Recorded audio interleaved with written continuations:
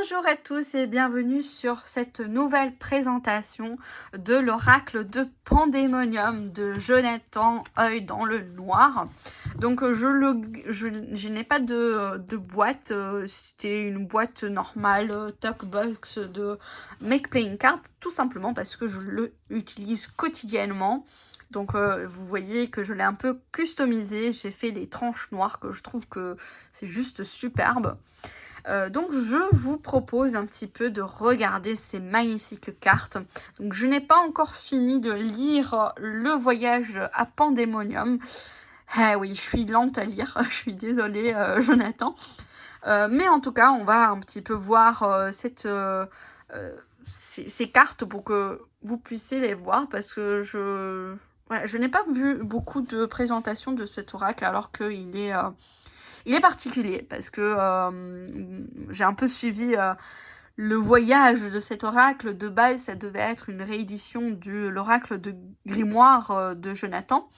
Alors que voilà, il a commencé à écrire ce roman et il s'est rendu compte qu'en fait les cartes étaient parfaites pour représenter ce livre qui est à la fois un livre-roman mais aussi un grimoire un peu caché derrière le fantasy, parce qu'il y a des choses qui sont vraiment vraies et d'autres choses qui sont reliées à la fantasy, à la fiction. Et donc dans ces cartes, il n'y a pas de guidebook, il y a juste le livre éventuellement, quelques petits trucs, mais c'est surtout un oracle qui va vous inviter à faire des recherches par vous-même et aussi d'écouter votre propre ressenti, de vous connecter avec aux cartes et voir quels sont les messages qui viennent à vous. Donc la première carte, je suis désolée, ce n'est pas en ordre. Donc celui-ci, c'est la version avec les cartes en plus. Donc il me semble que c'était 66 cartes au total, parce que ça fait 666, c'était 666, mais il voulait pas faire 666 cartes, hein, Jonathan, c'est pas bien. Je rigole. Du coup, on voit ici le visage de Blême, visage Blême. Donc, toutes les cartes ont été dessinées par Jonathan lui-même. La couronne des enfers. La tamée, donc comme vous pouvez voir, il y a aussi des outils en fait vraiment sorciers, sorcières, que si vous pratiquez la sorcellerie, bien sûr ça va vous parler, et quand cette carte vous sortira de l'oracle, ça va vous faire appel en fait à vos connaissances. Je vais y arriver quoi. La croix. Le livre des ombres. Donc la finition, elle est gloss. Sincèrement, je préfère. La qualité, c'est qualité type Make Playing Cards, donc MPC. La sauge, donc il y a des plantes, il y a des outils, il y a des entités. Le détrier de Megiddo. Je sais que je suis arrivée au chapitre qu'on parle de ce destrier. Et je ne l'ai pas encore lu. Le sceau du diable avec le sigil de Lucifer. Donc ici il a écrit Excelsi in nomine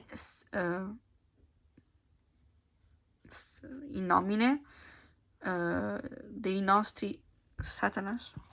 Je sais pas comment on va... Ouais, bref. Je pense que ça devait être au contraire. Oui, parce qu'en plus, dans la démonolatrie, dans le satanisme ou dans d'autres pratiques en lien avec les daimons, il n'y a pas qu'un Satan. D'ailleurs, souvent dans la Goetia, par exemple, on peut retrouver 7 Satans.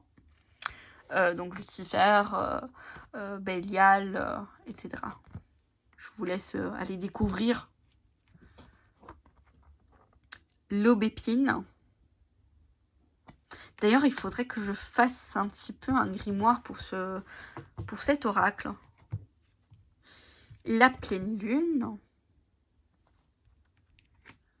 On a Lucifer, Morningstar. J'aime bien avec la croix du Léviathan. Je l'ai même tatoué ici en combinaison avec la croix de l'Ankh. Parce que tous les deux sont reliés au féminin masculin. Et voilà. Et d'ailleurs, je vais faire bientôt un autre tatouage avec incorporé la croix du Léviathan. La pervenche.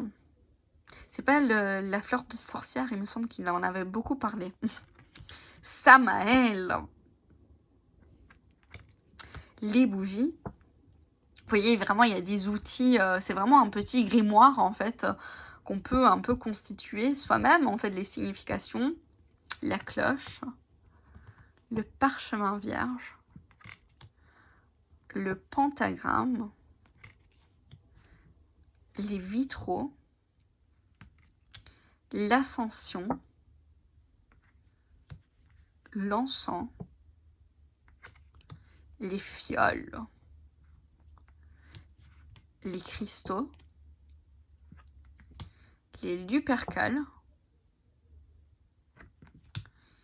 La boule de cristal. Ça, c'est son nouveau logo en plus. Son nouveau...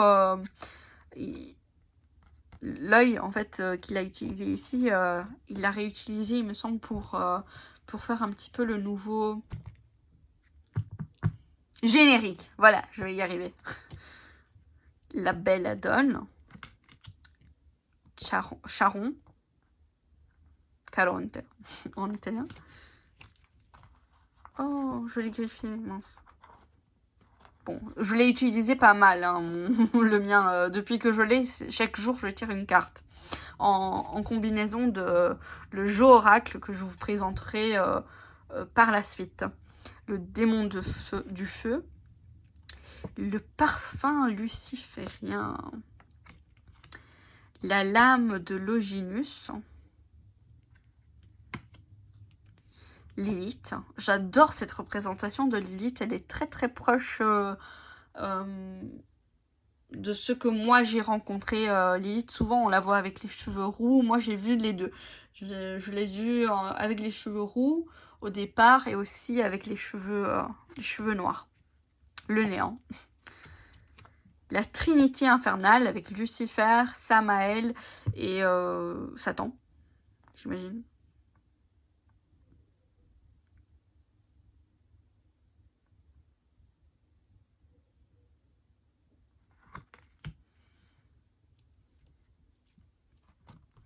Les réflexions.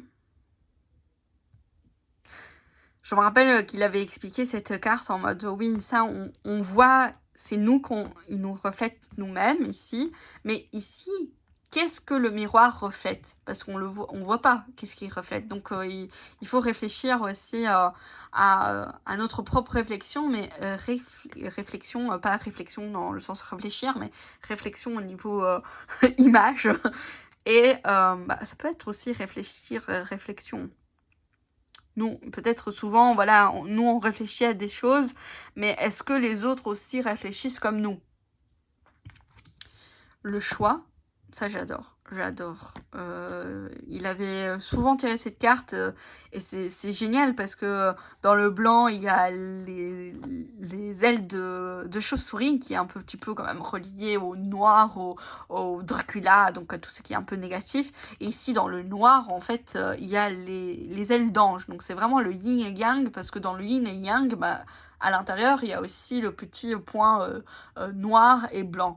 Donc il n'y a pas de... tout est interconnecté, voilà. La poupée aveugle. Satan. Désolé. Pour YouTube. Vous avez vu une fraction de seconde.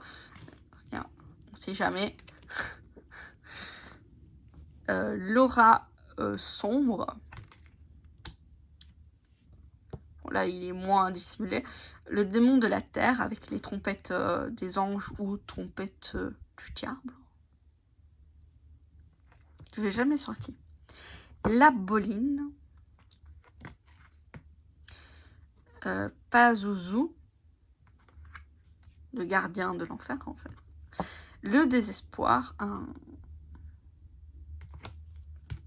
Je découvre des cartes parce qu'elles ne sont jamais sorties, en fait, de mes tirages pour l'instant.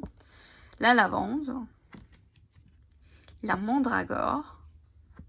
Ah non, c'est la datura. Oui, justement, c'était la datura, la trompette des anges. Le cycle sombre. avec la citrouille, le romarin, le calice, le cycle lumineux avec Beltane, la bannière, le sang, la fourche du diable. Ceci, c'était une des cartes extension.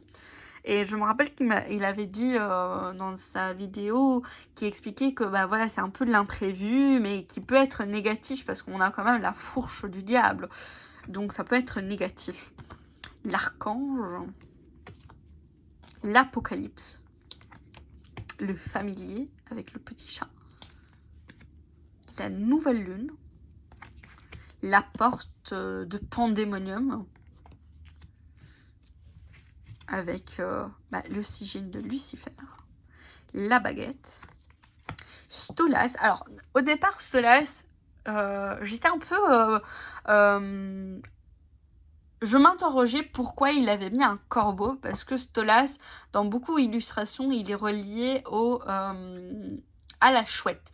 Mais dans les livres que j'ai justement en lien dans la Goetia, on parle qu'effectivement, il peut aussi prendre du coup la forme d'un corbeau, d'une corneille. Donc voilà, la petite histoire de cette carte. La clé de Lucifer. C'est en plus, ça c'est vraiment en lien avec le livre. Je vous dis ça, mais je ne vous dis pas plus. Le démon de l'eau, les moires, la passion, le chaudron, le temps, la folie d'Alice et Pandémonium. Allez, on va se faire un petit tirage. Qu'est-ce qu'on doit savoir avec l'oracle de Pandémonium? Qu'est-ce qu'on doit savoir de cet oracle? Qu'est-ce que mes chers abonnés ou personnes qui viendront voir cette vidéo, qu'est-ce que cet oracle peut leur apporter? Alors déjà, juste pour ceux qui étalent, ça s'étale très bien. Je vais prendre celle-ci. Ouh, le parchemin vierge. Donc ici, vraiment, ça me fait penser que cet oracle va vous permettre de vraiment mettre quoi que vous... Voilà, être libre en fait de n'importe quelle signification vous voulez mettre aux cartes. C'est vraiment le parchemin vierge, c'est à vous d'écrire. C'est marrant parce que je l'ai dit au début, je pensais faire un petit grimoire pour écrire les significations de chaque carte et boum, il y a le parchemin vide. Donc cet oracle vous permet vraiment de constituer un petit peu votre propre grimoire, votre propre oracle selon vos propres significations et associations.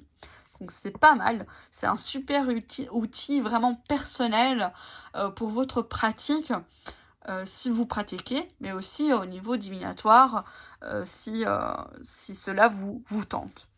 Voilà, c'est tout pour la présentation de l'oracle de Pandémonium de Jonathan, de l'œil dans le noir. Et du coup, je vous dis à bientôt pour d'autres vidéos. Bye bye!